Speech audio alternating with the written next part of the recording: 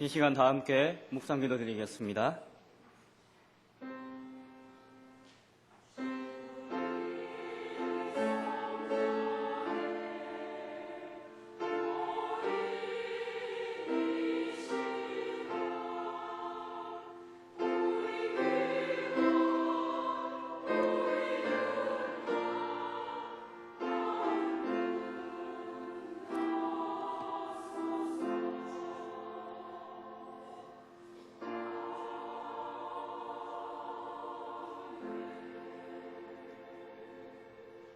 아멘. 다 함께 사도신경으로 신앙 고백 드리겠습니다. 전능하사 천지를 만드신 하나님 아버지를 내가 믿사오며 그 외아들 우리 주 예수 그리스도를 믿사오니 이는 성령으로 잉태하사 동정녀 마리아에게 나시고 본디오 빌라도에게 고난을 받으사 십자가에 못 박혀 죽으시고 장사한 지 사흘 만에 죽은 자 가운데서 다시 살아나시며 하늘에 오르사 전능하신 하나님 우편에 앉아 계시다가 저리로서 산자와 죽은 자를 심판하러 오시리라. 성령을 믿사오며 거룩한 공의와 성도가 서로 교통하는 것과 죄를 사하여 주시는 것과 몸이 다시 사는 것과 영원히 사는 것을 믿사옵나이다. 아멘. 다 함께 찬송가 218장 찬송드리겠습니다. 218장입니다.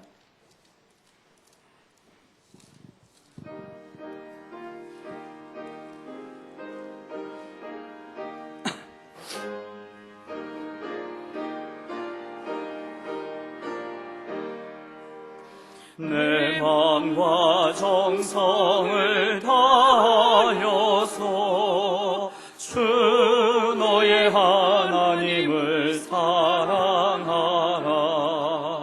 내 몸을 아끼고 사랑하는 형제와 이웃을 사랑하라. 주께서 우리에게 명하시니 그 명령 따라서 살아가리. 널 미워 해치는 원수라도 언제나 너 그렇게 사랑하라. 널 핍박하는 자 위에서도 신실한 마음으로 복을 빌라. 주께서 우리에게 명하시니 그 명령 따라서 살아가리. 나 항상 주님을 멀리하고 형제를 사랑하지 못하였다.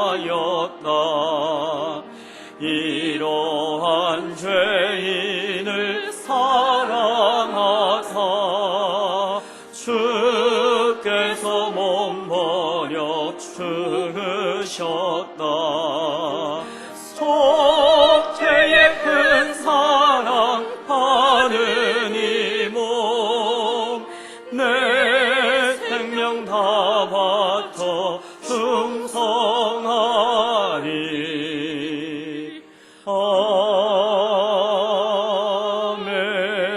아멘.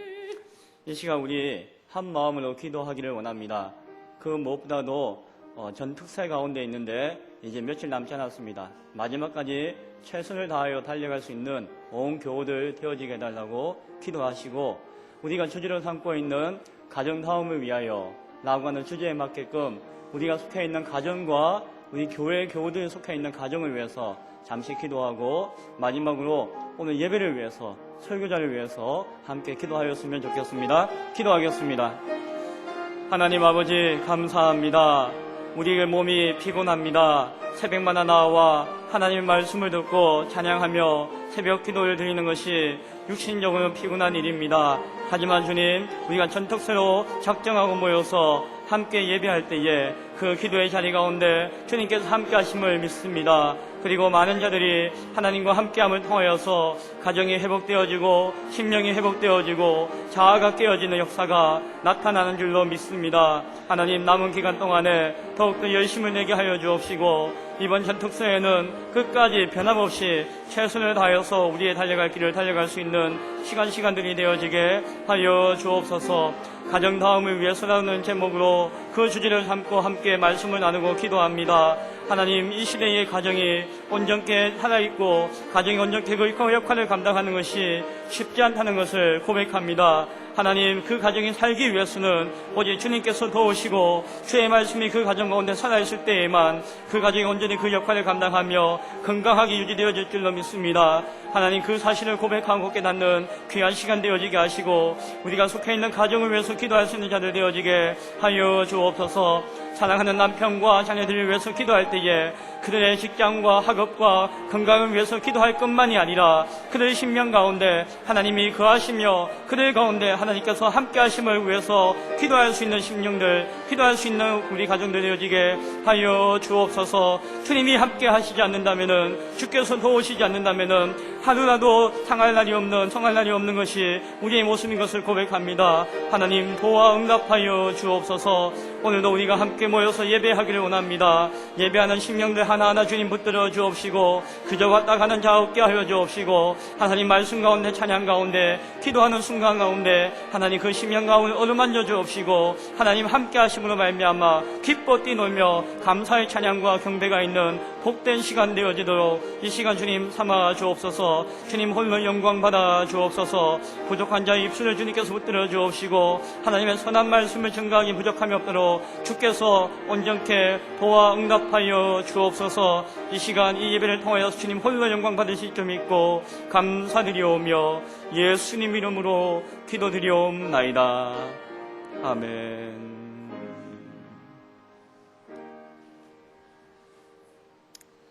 오늘 함께 나누실 하나님 말씀은 고린도전서 11장입니다.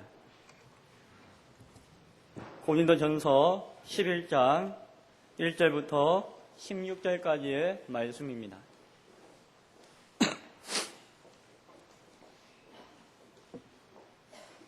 고린도전서 11장 1절부터 16절까지 말씀 제가 먼저 읽고 교독하시겠습니다.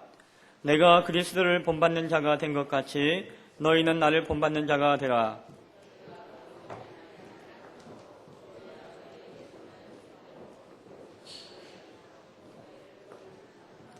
그러나 나는 너희가 알기를 원하노니 각 남자의 머리는 그리스도요 여자의 머리는 남자요 그리스도의 머리는 하나님이시라.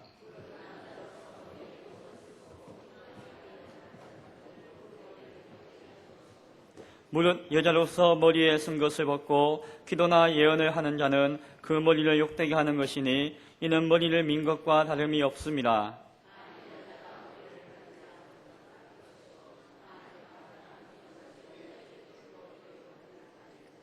남자는 하나님의 형상과 영광이니 그 머리를 마땅히 가리지 않거니와 여자는 남자의 영광이니라. 또 남자가 여자를 위하여 지음을 받지 아니하고 여자가 남자를 위하여 지음을 받은 것이니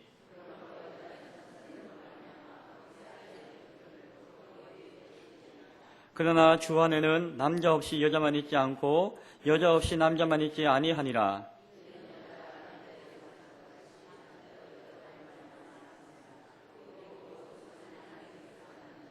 너희는 스스로 판단하라. 여자가 머리를 가리지 않고 하나님께 기도하는 것이 마땅하냐?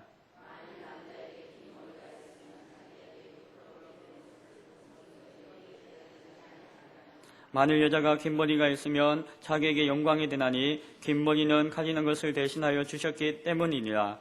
논쟁하려는 생각을 가진 자가 있을지라도 우리에게나 하나님의 모든 교회에는 이런 관례가 없느니라. 아멘.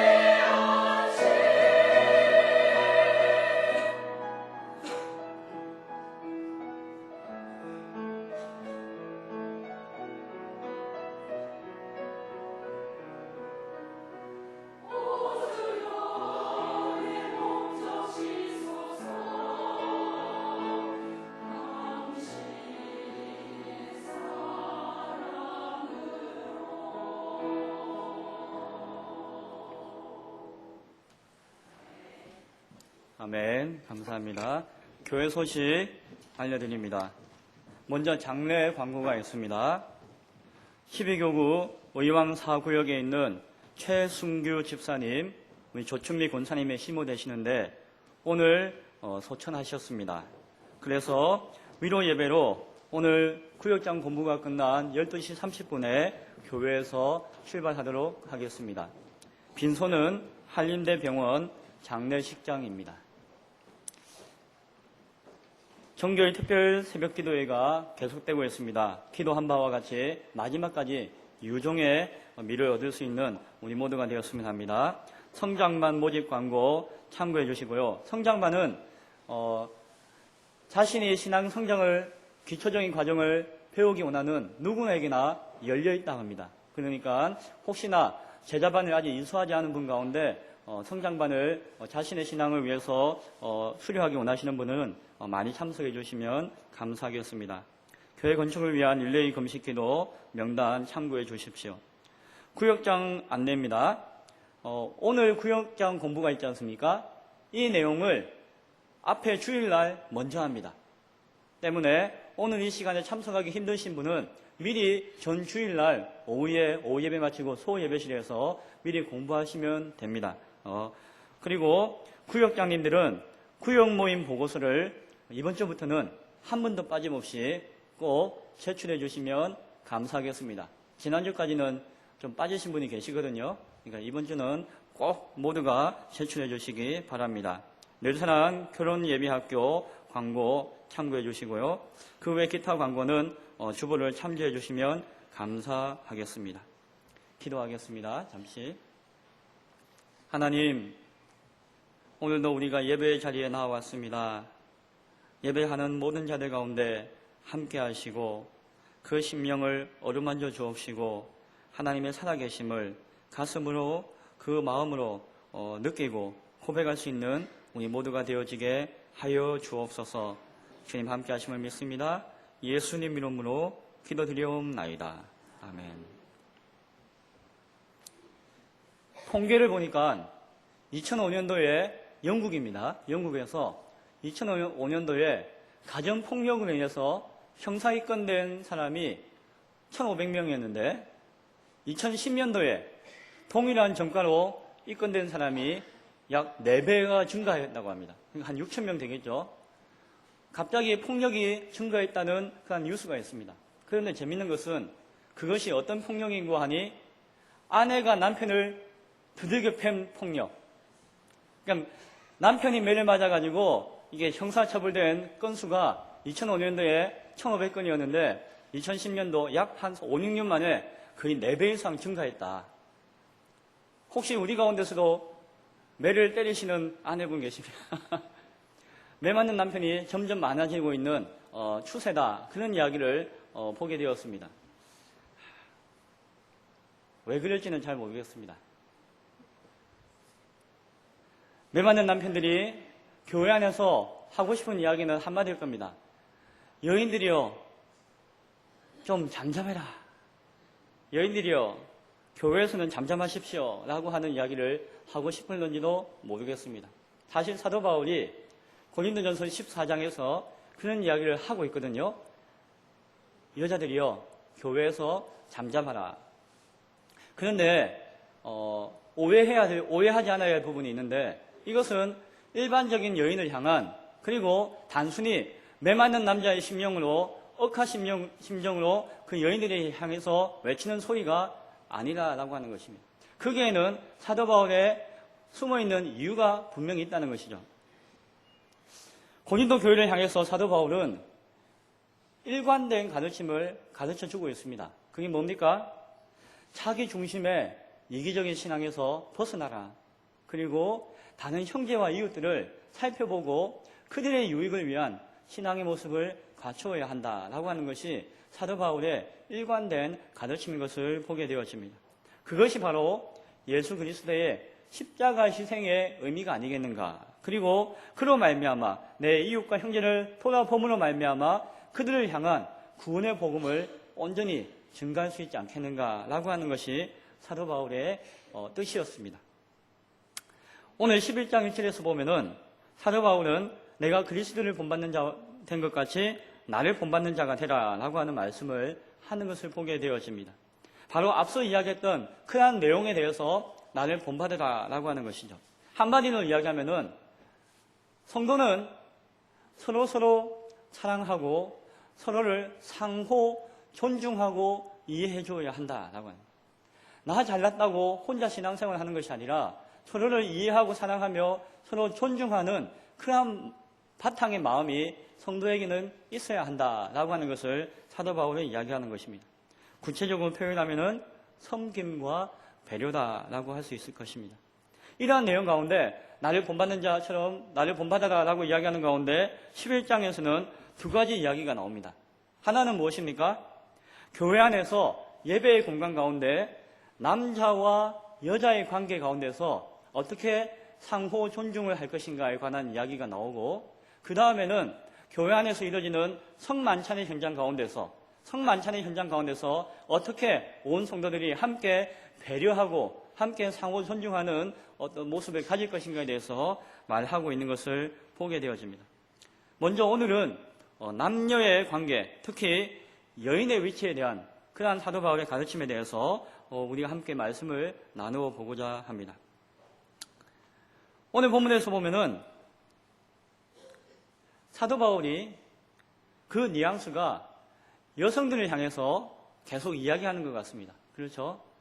예배 공간에서 여인들이 머리에 수건을 쓰고 나와야 하는데, 단순히 예배 수건을 쓰고 나오는 것이 아니라 여인들이 기도할 때에, 대표 기도할 때나, 그리고 당시에 여인들이 말씀을 성경을 가르치거나 증거하기도 하였는데, 그때에 공공장소에서 공예배에서 여인이 앞에 나설 때에는 수건을 써야 된다라고 하는 그러한 가르침이 있었는데, 그것을 왜 하지 않느냐라는 그런 의미로서 이야기하고 있는 것을 보게 되어집니다.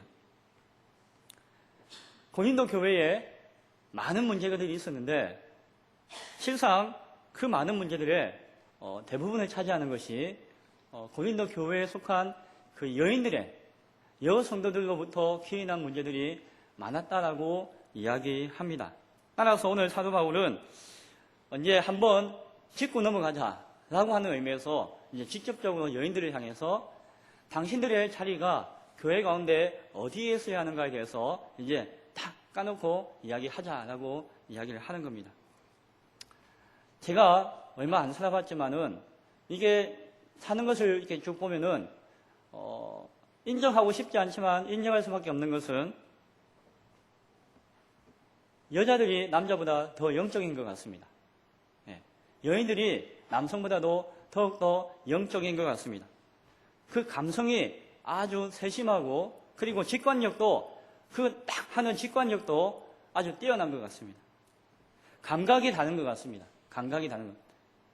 남성보다 감각이 다르다는 것이죠. 남성보다 더 뛰어나다는 것은 아닙니다. 우리가 강아지나 고양이를 키워보시면 알겠지만은 얘네들이 감각이 사람 못지않잖아요. 아니, 사람보다 더 뛰어나잖아요. 이와 같이 남성의 존재가 여성보다도 감각적으로 훨씬 뛰어나고 예민한 것 같습니다. 그것은 부인할 수 없는 것 때문에 어떤 영적인 어떤 세계나 영적인 일에 대해서도 훨씬 더 예민하고 영적이다라고 판단되어집니다. 느끼는 것도 많이 있는 것 같고, 또 그 느끼는 것이 많기 때문에 표현도 참으로 다양하고, 표현이 다양하다 보니까는 말도 많이 하시는 그런 성향이 있는 것 같습니다. 사실 여자가 없었다면은 인류는 구원받기 힘들었겠죠. 성경의 역사를 통해서 봐도 여인을 통해서 인류 구원의 역사들이 이게 흘러 왔다는 것을 이제 예수 그리스도의 그 주변의 모습을 보면은 충분히 알 수가 있습니다. 그러나 그럼에도 불구하고 역사 가운데 그 여인의 모습을 보면은 참으로 참담합니다. 그렇죠? 힘과 권위에 짓눌려서 사람 대접을 받지 못했던 그러한 시대가 비일비재하였습니다. 예수님 당시에도, 초대교회 당시에도 여성의 지위는 상당히 낮았던 것을 보게 되어집니다. 이와 같이 예민하고 영적인 감각이 뛰어남에도 불구하고 실제로 인류의 역사 가운데서 보면은 여성의 지위는 아주 낮은 시대가 거의 대부분이었던 것을 보게 되어집니다. 대부분이 복음이 전파되지 못한 시대들, 복음이 접하지 못한 시대 가운데서는 더욱더 여성의 지위는 낮았던 것을 보게 되어집니다. 그러나 복음이 선포되어진 곳, 복음이 전파되어진 곳, 교회가 생성되어진 곳, 그것을 중심으로 참으로 놀라운 것은 그 여성의 지위가 바뀌고 높아지게 된 것이, 그것을 우리 역사를 통해서, 교회 역사를 통해서 또한 많이 보게 되는 것이 사실입니다.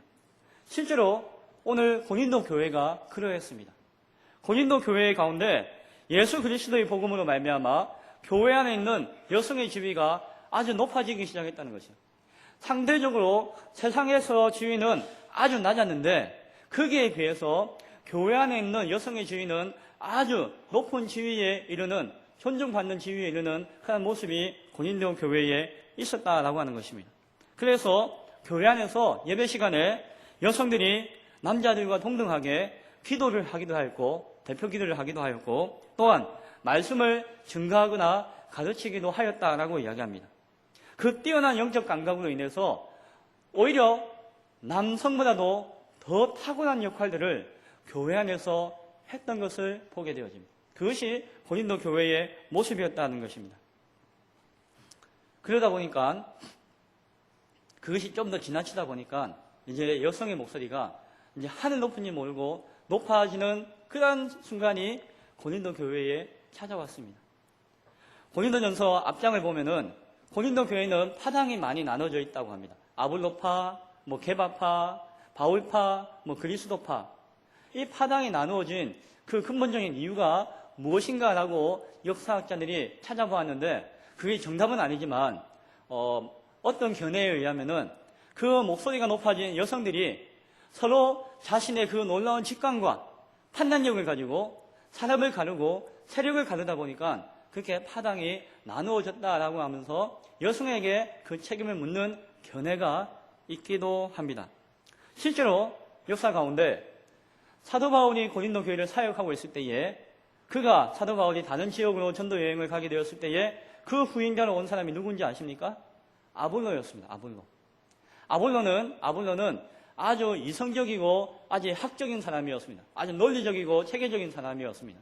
그러나 상대적으로 사도 바울은 그러나 학문성은 있었지만 그 신앙의 표현에 있어서는 아주 영적이고 그리고 아주 깊은 어떤 영적인 깊은 세계를 터치하면서 그것에 대해서 끄집어내어서 교회의 말씀을 증거하고 하는 그런 차이가 있었습니다.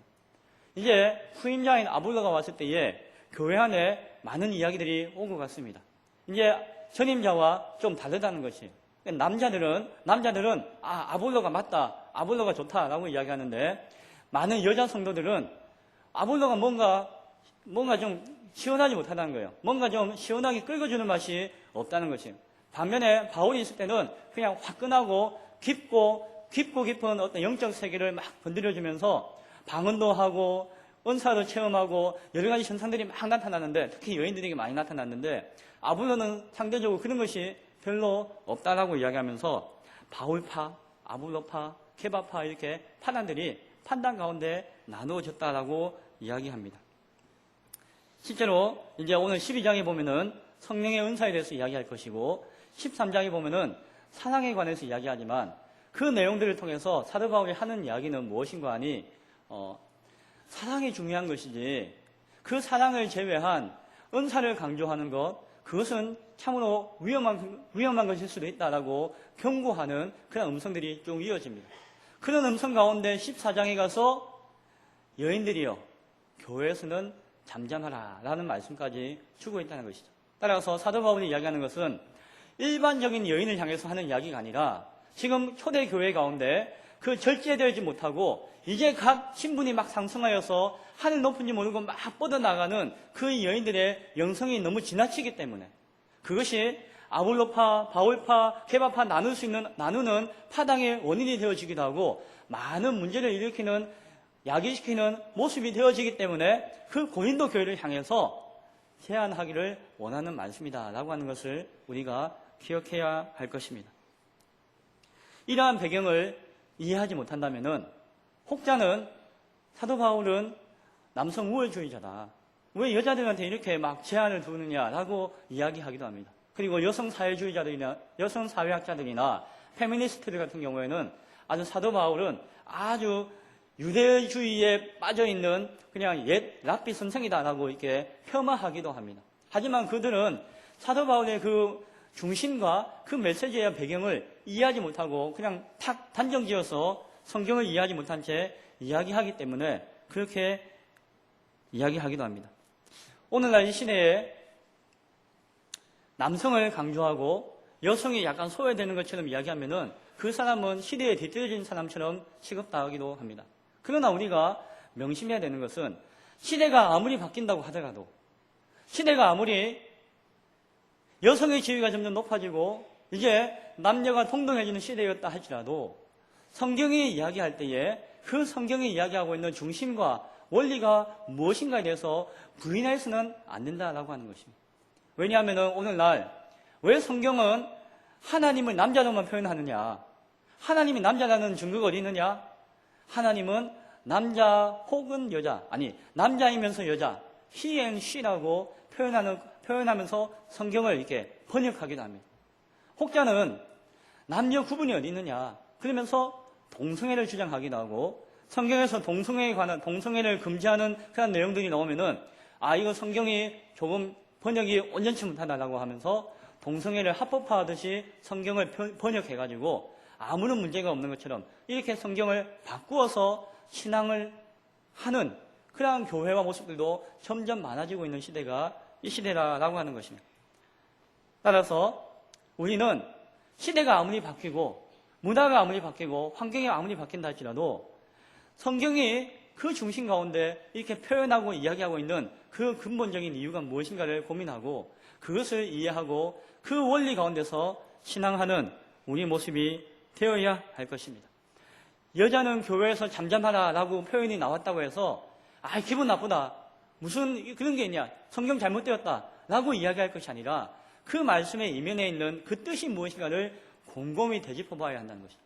우리의 생각이 성경을 판단하는 근거가 아니라 성경이 시대가 바뀌어도 우리의 생각을 판단하는 근거가 되어야 한다는 것입니다.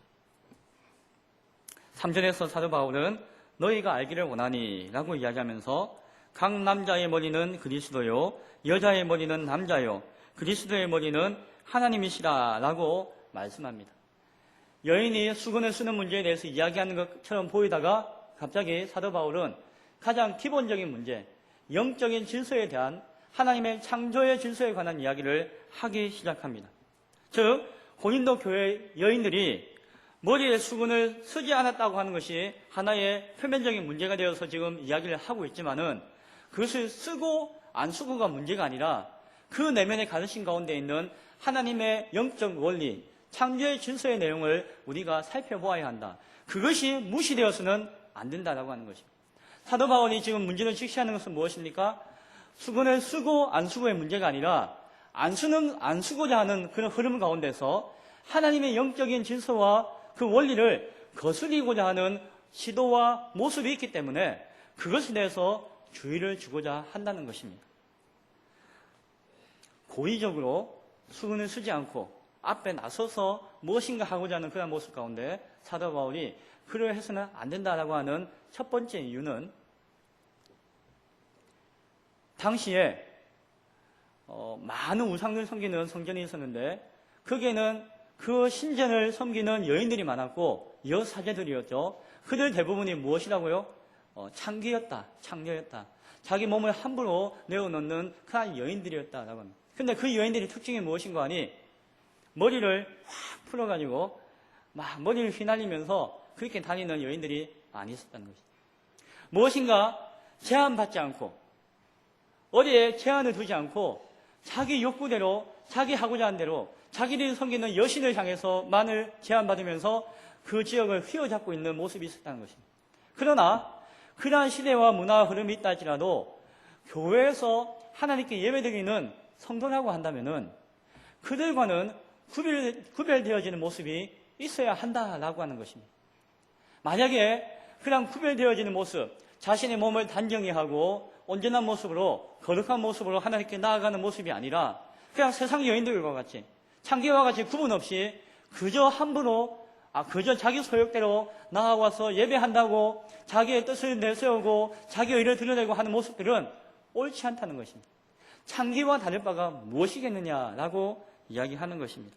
무절제한 저 여사제, 이방의 여사제들과 최소한 교회의 성도는 구분되어질 필요가 있다라고 하는 의미에서 머리에 수건을 쓰라라고 사도 바울이 가르치는 것입니다. 오늘날로 이야기하면은 정확한 비유는 아니지만 아주 짧은 핫팬츠나 미니스커트를 입고 교회에 와가지고 다리를 꼬고 앉아서 예배 드리기에서는 곤란하다는 것이죠. 아니, 내가 하나님을 잘 믿고 하나님 앞에 자유한데 무슨 그 옷 입는 거 가지고 그 하나님과의 나의 관계를 제한시킬 수 있겠느냐. 그렇게 하지 마라. 그것은 이단이다라고 이야기하면서 자기가 하고 싶은 대로 자신이 세상에 살던 문화와 풍습대로 그 모습 그대로 교회에 나와서 예배한다라고 앉아있는 것은 뭔가 잘못된 것이 있다는 거예요. 그것을 분별하고 구별할 수 있어야 한다라고 하는 것입니다. 어쩌면은 하나님을 예배한다라고 하지만은 그 중심에는 자기 만족과 자기 즐거움이 우선시 되어지는 이방 사람과 다를 바 없는 중심이 아닌지를 한번 살펴보아야 한다는 것입니다.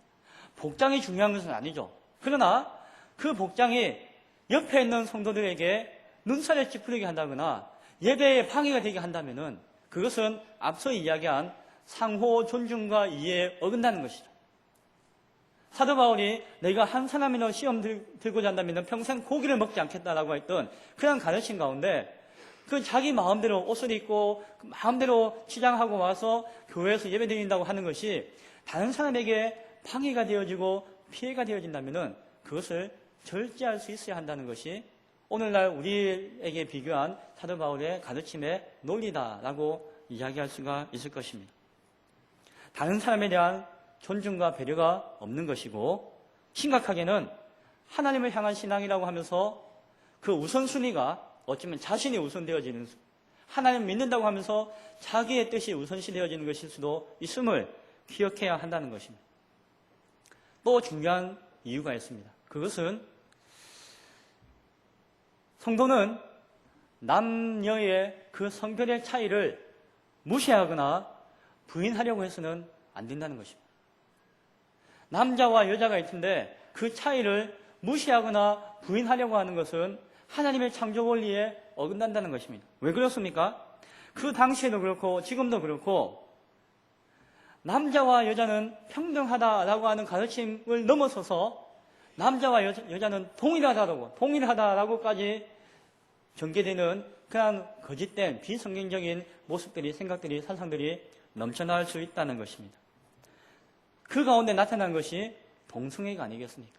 왜 남자는 여자만 사랑해야 되냐? 남자가 남자를 사랑할 수 있지 않는가? 내 마음이 끌리는데 내 감정이 끌리고 내 이성이 끌리고 내가 그것이 좋은데 왜 남자는 여자만 사랑해야 되지? 남자도 남자를 사랑하게 해주세요 라고 주창하는 사람들이 많이 있습니다. 그리고 외국에는 그것이 합법화되어지고 이제는 교회 안에도 다 받아들여져서 성경이 바뀌게 되어지고 심지어는 동성애 목사도 세워지고 동성애 교회도 세워지는 것이 오늘날의 모습이라는 것입니다. 그것은 아니라는 것입니다. 하나님이 남자를 창조하시고 여자를 창조하신 까닭이 있는데 그것을 무시하고 남녀가 존중되어야 한다는 사상을 넘어서서 동일한 것처럼 그래서는 안 된다라고 사도 바울은 이야기합니다. 그런 논리 가운데 그런 가르침 가운데 사도 바울이 7절 이하에서 말씀합니다. 남자는 하나님의 형상과 영광이니 그 머리를 마땅히 가리지 않거니와 여자는 남자의 영광이니라 라고 이야기합니다. 왜냐하면은 8절부터 보면은 남자가 여자에게서 난 것이 아니고 여자가 남자에서 낳고 남자가 여자를 위해서 시험을 받은 것이 아니라 여자가 남자를 위해서 시험을 받지 않았느냐라고 가르칩니다. 창조의 원리에 대해서 이야기하는 것이죠. 하나님께서 인간을 창조하실 때에 그리고 남자와 여자를 창조하실 때에 하나님의 창조의 질서를 보여주셨습니다. 거기에는 분명히 하나님의 숨어있는 뜻이 있음을 우리는 기억할 수 있어야 합니다. 그 가운데 남자의 자리와 여자의 자리가 분명히 존재하며 그 자리의 차이에 대해서 우리는 인지하고 인정해야 한다는 것입니다. 창세기의 기사를 보면은 다음과 같은 내용들이 오늘 본문을 근거하는 배경으로서 나타나는 것을 보게 되어집니다. 창세기 1장 27절, 2장 21절에서 22절 내용을 보면은 하나님이 남자를 먼저 창조하시고 이후에 남자를 통해서 여자를 창조하시는 것을 보게 되어집니다. 그렇죠? 창세기의 창조의 기사 가운데 나옵니다. 그리고 창세기 2장 18절 이하에 보면은 남자가 먼저 창조되어졌는데 그 남자가 혼자 있는 것이 보기 안타까워서 여자를 무엇으로 만드셨다고요? 돕는 배필로 만들었다라고 해요. 돕는 배필로 만들었다라고 이야기합니다. 그리고 이제 아담과 하와가 범죄하고 타락함으로 말미암아 하나님께서 그 범죄에 대한 심판 가운데 여자에게 뭐라고 이야기했는 거 아니? 네가 임신하는 고통을 크게 더하게 될 것이고 네가 수고하여서 자식을 낳을 것이고 너는 남편을 원하며 남편은 너를 다스리게 될 것이다 라고 이야기하는 것을 보게 되어집니다. 이것이 다 하나님의 창조의 질서와 원리 가운데 주어진 것입니다. 사실 우리가 의문을 가질 수가 있죠. 어떤 의문을 가집니까? 왜 하나님은 남자와 여자를 동시에 만드시지 남자를 먼저 만들고 여자는 나중에 만드셨습니까? 창조의 질서가 왜 그렇습니까? 또 한편으로는 하나님 여자는 여자로 만들지 왜 남자의 돕는 배필로 만들었습니까? 거기부터 뭔가 잘못된 거 아닙니까? 라는 생각을 할 수도 있을 것이고 또 하나님께서 여인에게 그 범죄한 이후에 말씀하실 때에 남편이 여인을 다스린다라고 하셨습니까? 이거 너무 심각한 심판 아닙니까? 저주 아닙니까? 라고 생각할 수도 있을 것입니다. 하지만 우리의 생각과 하나님의 생각은 다를 것입니다. 하나님의 무엇 때문에 그러하셨는가에 대해서 잠깐 그 창조의 원리를 나눠보기 원합니다. 고민을 많이 했습니다. 저도. 만약에 남자와 여자를 같이 만들었다고 할 때에 남자가 여자를 향한 사모함이 있었을까요? 아마 없었을 겁니다. 그렇죠? 그냥 내가 눈 떠보니까 내 옆에 있는 거예요. 있으나 없으나 있으니까 있는 거지 뭔지 잘 모르죠. 옆에 지나가는 개나 소나 강아지, 그냥 고양이나 여자나 뭐가 다를까? 이 여자와 나는 무슨 관계일까?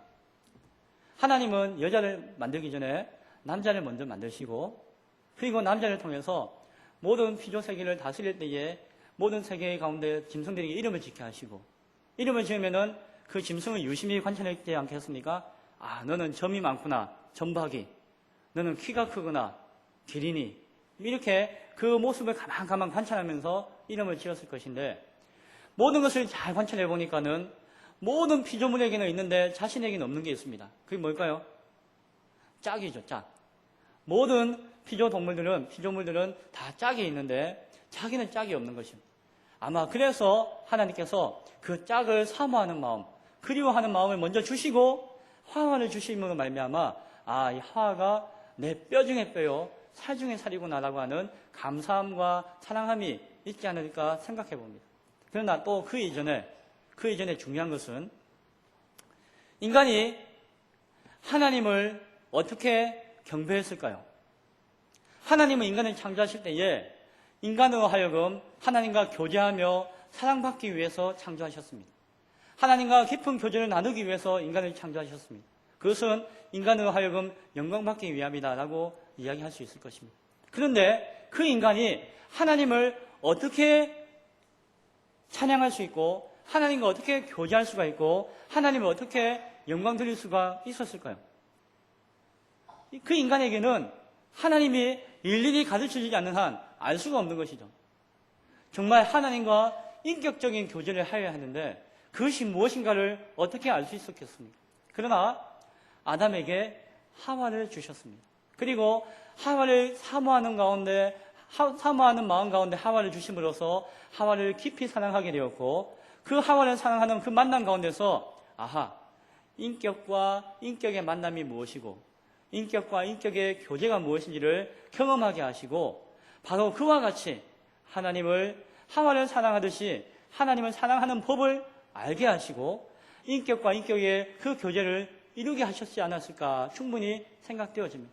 어쩌면은 아담 혼자 있을 때는 하나님과 인간의 관계가 완전하게 이루어지지 못하였는데 하와를 창조하심으로 말미암아 이제 아담과 하와가 하나가 되어짐으로 말미암아 하나님 보시기에 인간이 창조가 완전해졌다라고 할 수가 있을 것입니다. 아담과 하와가 하나가 되어짐으로 말미암아 사랑을 알게 되어지고 그 사랑으로서 하나님을 온전히 섬기며 사랑할 수 있게 되었기에 그제서야 인간은 완전한 인간이 되었고 하나님과 교통할 수 있는 인간이 되지 않았을까 우리는 충분히 생각해 볼 수 있다는 것입니다. 그러한 이유가 있다면은 하나님께서 하와를 돕는 배필로 지으신 이유도 우리는 발견하게 되어집니다. 돕는 배필은 단순히 추종하는 자, 섬기는 자로서 세워진 것이 아니라 아담이 부족하기 때문에 부족한 아담을 채워주는 자로서 돕는 배필이었다라고 하는 것이죠. 즉 아담은 그 홀로는 하나님을 온전히 섬기지 못하는 불완전한 인간이었는데 하와로 말미암아 아담을 채워주고 아담을 도와줌으로 말미암아 이제 아담이 온전한 인간이 되게끔 그렇게 돕는 것이 하와의 역할이었겠구나. 그것이 돕는 배필의 모습이었겠구나라고 미루어 짐작할 수가 있을 것입니다. 아마 분명할 것입니다. 그렇다면은 또 왜 하나님은 여자에게 남편의 다스림을 받게 하였을까요? 이것을 어떻게 해결해야 할까요? 아담과 하와가 범죄한 이후에 그 모습이 어땠습니까? 자신의 책임을 전가시키는 것이었습니다. 단순한 아담은, 생각이 짧았던 아담은 무엇 때문에 자신이 죄를 지었다고 했나요? 여자 때문에. 그 일의 근본적인 이유가 무엇인지 생각하기 전에 그냥 저 여자 때문에 내가 범죄했습니다라고 여자에게 책임을 전가시키는 것을 보게 되어집니다. 그래서 하나님은 아마 남자에게 여성을 다스리는 그런 큰 고통을 주지 않았는가, 그 책임을 주지 않았는가 여겨집니다. 영적이고 감성적으로 세밀한 여자는 그 문제의 근원이 사단에게 있음을 알았습니다. 이 모든 문제의 근원은 나를 미혹했던 저 사단에게 있습니다. 라고 여인은 고백하고 알았습니다. 그러나 하와에게 빠진 것이 있었습니다. 그것은 무엇인가 하니 자기가 범죄한 것이 무엇인가, 자기의 그 영리하고 그 영적인 그 감각으로 말미암아 자신이 타락했던 근본적인 이유가 어디에 있는가에 대해서는 간과하였습니다. 문제의 원인이 사단에게 있다는 하는 것은 사실이었으나 그 가운데 미혹받은 자신에게 있는 문제를 돌아보지 못하였다는 것입니다. 하나님께서는 그 여성의 그 뛰어난 감각과 영적인 지략과 그 영민함 앞에 마치 천사가 타락하듯이 그 여인이 타락하게 되어지면은 더 이상 구원할 수 없는 깊은 수렁으로 빠질까봐 그 여인을 보호하기를 원하셨던 것입니다. 따라서 그 여인의 그 예민한 감각을 무디게 할 수 있는 무딘 남자의 다스림을 받게 하였던 것입니다. 여인은 그 단순하고 무딘 남자의 다스림을 받음을 통해서 그 예민하고 그 영민하고 그 뛰어난 은사들이 가리워지면서 더 이상 교만하여서 타락하여 범죄할 수 있는 그러한 모습들을 가릴 수 있는 은혜를 주신 것이 바로 하나님의 뜻이었다라고 우리는 생각해 볼 수가 있을 것입니다. 하나님의 창조의 원리는 제가 드린 말씀보다도 더 깊고 오묘할 것입니다. 우리가 생각하지 못하는 그 깊은 뜻이 분명히 있을 것입니다. 그러나 앞서 이야기 드린 이 내용을 생각해 본다 할지라도 오늘 하나님의 창조의 질서와 원리 속에서 고린도 교회의 여자들을 향한 사도 바울의 권면을 충분히 헤아릴 수가 있을 것입니다. 남자에게는 하나님의 형상과 영광으로서 그 어떤 것이 필요하지 않지만은 여자에게는 하나님의 창조의 질서 가운데 남자의 도움을 받아서 남자를 도구 삼아서 그 단순한 남자를 통해서 자신을 제어하고 제한시킬 필요성이 있음이 바로 창조의 원리 가운데 나타난다라고 하는 것입니다. 바로 그것이 지금 고린도 교회 여인들에게 바로 필요하다라고 사도 바울은 말씀해주고 있는 것입니다. 따라서 이것은 여성이 남성에게 종속된다거나 남성보다도 무능하다거나 절대적인 굴복과 복종을 의미하는 것이 아니라 바로 하나님이 창조하신 그 창조의 질서와 원리 가운데서 서로의 역할을 온전히 감당하기 위해서 따라야 하는 모습이다라고 사도 바울은 가르쳐주고 있는 것입니다. 그 무엇이 아니라 이러한 하나님의 창조의 질서와 원리 가운데 순종할 수 있는 자만이 참된 예배자가 될 수 있기 때문에 그러합니다. 하나님을 예배한다고 하지만은 여전히 하나님 뜻과는 상관없는, 하나님의 창조의 질서와는 상관없는 자기의 소견대로, 자기의 생각대로, 세상의 문화의 흐름대로 하나님을 섬긴다고 한다고 한들 그것은 하나님을 온전히 섬기는 것이 아니라 참된 예배자가 아니라 오히려 하나님을 거절하고 거역하는 모습으로 타락할 수 있기 때문에 가장 무엇보다도 우선적으로 하나님 앞에 하나님의 뜻을 온전히 아는 예배자가 되어져야 한다는 것이 사도 바울의 고린도 교회 여인을 향한 가르침이다라고 하는 것입니다. 이러한 뜻 가운데 이제 11절과 12절에서는 새롭게 남녀의 관계에 대해서 정리하여 주고 있습니다. 그것이 무엇입니까? 주 안에서는 남자 없이 여자만 있지 않고 여자 없이 남자만 있지 않다라고 이야기합니다. 두 존재가 주 안에서 피차 공존하고 있다는 것이죠. 즉 남녀가 서로를 인정해주고 서로 상호 존중해주고 이해하고 배려하는 모습이 하나님의 창조의 질서 가운데 있어야 한다라고 사도 바울은 말씀하고 있는 것입니다. 하나님께서 낳았다라고 이야기합니다. 홀로 난 것이 아니라 동일하게 하나님으로부터 난 존재이다라고 하는 것입니다. 누가 먼저 만들어졌고 누가 어떤 역할을 하고가 중요한 것이 아니라 하나님의 계획과 뜻 가운데 각자의 고유한 역할과 모습이 있고 그것을 깨닫고 고백하는 자만이 온전히 하나님께 예배할 수 있다라고 하는 것입니다. 동일한 존재의 의미를 가진다고 하는 사실을 우리는 깨달아야 한다라고 하는 것입니다. 이러한 이해 없이 단순히 오늘 본문의 내용을 그냥 그 내용만 가지고 이해한다면은, 그리고 믿음 없이 하나님에 대한 절대 조건 없이 자기 중심으로 이해한다고 한다면은 세상 사람들이 판단하듯이 사도 바울은 남성 우월주의자다, 사도 바울은 반페미니스트다라고 이야기할 수가 있음을 우리는 바라보아야 합니다. 사도 바울의 가르침을 통해서 확인하는 것이 무엇이었습니까? 여자는 여자로서 하나님께 나아갈 때에 온전하다는 것입니다. 남자는 남자로서 하나님께 나아갈 때에 온전하다는 것입니다. 남자가 여자가 되려고 해서는 안 되고 여자가 남자가 되려고 해서는 안 된다라고 하는 것입니다. 그러한 하나님의 창조 질서에 대해서 깨닫고 그것을 온전히 고백하고 순종하는 자야만 참된 예배자로서 교회 앞에 하나님 앞에 설 수 있다라고 하는 것입니다. 이제 말씀을 맺습니다. 오늘 사도 바울은 고린도 교회에서 여인들이 머리에 수건을 쓰는 문제에 대해서 이야기를 하기 시작하였습니다. 하지만 그 본질적인 가르침은 무엇이었습니까? 단순히 수건을 쓰고 안 쓰고 문제가 아니라 그 이면에 있는 중심이 과연 하나님께 순종하고자 하는 모습인지 아니면 자신의 뜻을 내세우는 모습인지를 분별하고 생각해보라는 가르침이었습니다. 하나님의 창조 질서에 순종하고 온전한 예배자로 쓸 때에만 참된 성도의 모습이 되어진다라고 하는 가르침을 주고 있는 것입니다. 이 가르침은 사도 바울이 지속적으로 이야기하고 있는 것, 자기 이기적인 신앙이 아니라 타인을 먼저 배려하는 상호 존중과 이해의 그러한 신앙의 모습이 교회 안에 남녀의 모습을 통해서도 나타나야 한다는 것을 또한 우리에게 말씀해 주고 있습니다. 남자분들, 하나님의 창조 질서 가운데 남성에게 준 그 책임의식을 가지고 가정을 섬기고 교회를 섬길 수 있기를 바랍니다. 여자분들, 오해하지 마시고 하나님의 창조 질서가 어디에 있는가를 곰곰이 생각하시고 단순하고 무지하지만 그 남편을 이해하고 사랑하고 존중하며 그 가운데 성경적인 순종을 할 수 있는 여러분들 될 수 있기를 소원합니다. 그리하여서 남편이 아내가 남편을 서로 존중하고 이해하고 배려하고 사랑함으로 말미암아 가정다움을 회복하고 그로 말미암아 온전한 교회가 회복되어지는 역사가 우리 가운데 있을 수 있기를 간절히 축원드립니다. 기도하겠습니다. 하나님,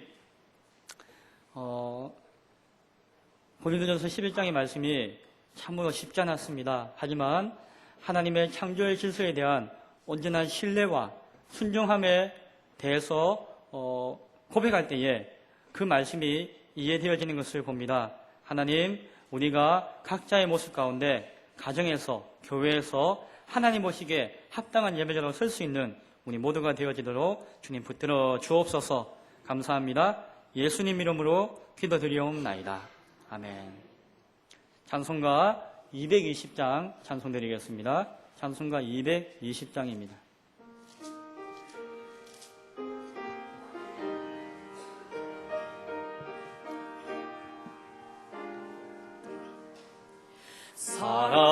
사랑하는 주님 앞에 형제 자매 한자리에 크신 은혜 생각하며 즐거운 찬송 부르네.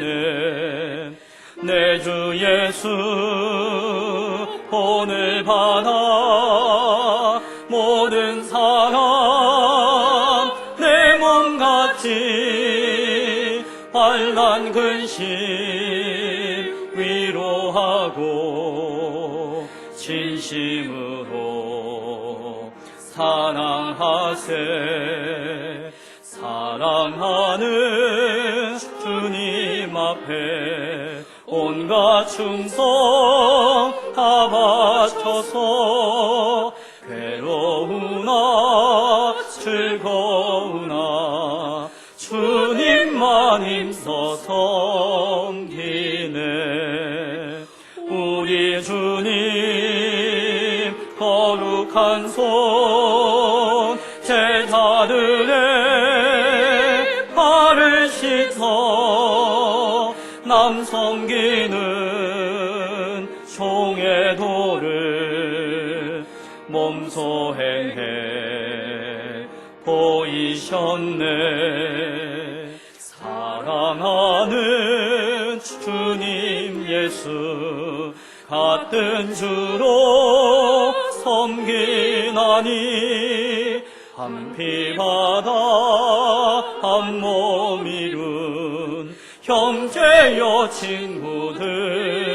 친구들이여 한 몸같이 친밀하고 마음으로 하나 되어 우리 주님 크신 뜻을 지성으로 준행하세. 아멘. 주님 가르쳐 주신 길로 예배를 폐하겠습니다. 하늘에 계신 우리 아버지여, 이름이 거룩히 여김을 받으시오며 나의 임하옵시며 뜻이 하늘에서 이루어진 것 같이 땅에서도 이루어지이다. 오늘날 우리에게 일용할 양식을 주옵시고 우리가 우리에게 죄 지은 자를 사하여 준 것 같이 우리 죄를 사하여 주옵시고 우리를 시험에 들게 하지 마옵시고 다만 악에서 구하옵소서. 대개 나라와 권세와 영광이 아버지께 영원히 싸움나이다.